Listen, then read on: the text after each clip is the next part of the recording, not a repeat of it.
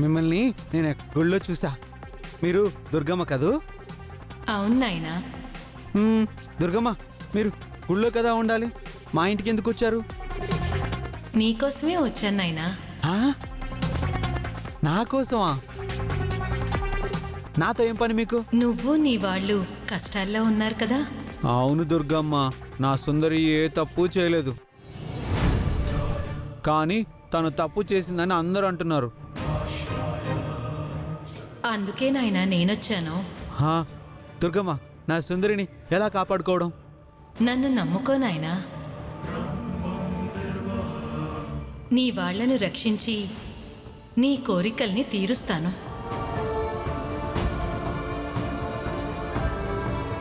శుభం.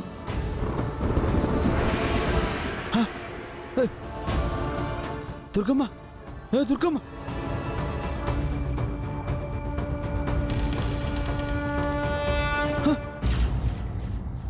దుర్గమ్మ, దుర్గమ్మ, దుర్గమ్మ, దుర్గమ్మ, దుర్గమ్మ, దుర్గమ్మ, దుర్గమ్మ, దుర్గమ్మ, దుర్గమ్మ,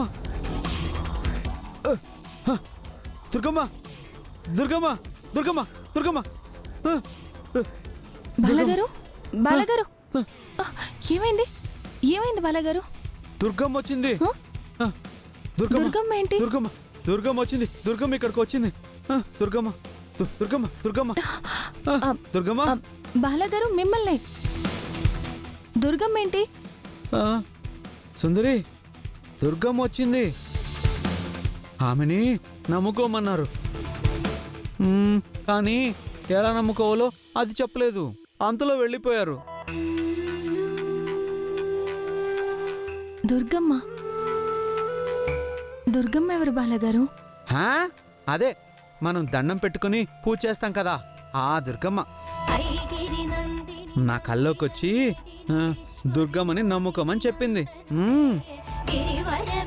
కానీ ఏం చేయాలో ఎలా చేయాలో అది చెప్పలేదు సుందరి.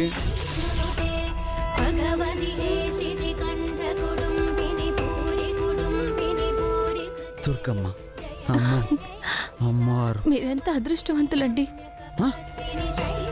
స్వయాన్న ఆ దుర్గమ్మ తల్లి మీ కళ్ళలోకి వచ్చారు. సుందరి, అది కాదు. దుర్గమ్మ తల్లి కష్టాల్లో ఉన్న నాన్నని కాపాడుకోవాలంటే ఆమెని నమ్ముకోమని చెప్పి వెళ్ళిపోయింది. కానీ ఏం చేయాలో చెప్పలేదు. అమ్మవారు చెప్పరు బాలగారు. మనం ఆమెకి ఏం చేయాలో గుర్తించి ఆమెని ప్రసన్నం చేసుకోవాలి. ఓహో, అలాగా? అవును. సరే, మీరు వెళ్ళి పడుకోండి. మరి దుర్గమ్మ పడుకోండి, పడుకోండి బాలగారు.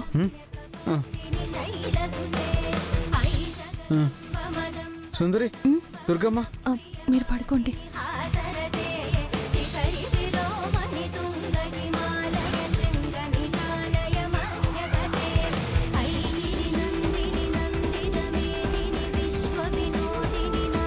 రేపు గుడికి వెళ్తే అమ్మవారిని ఎలా నమ్ముకోవాలో తెలుస్తుంది.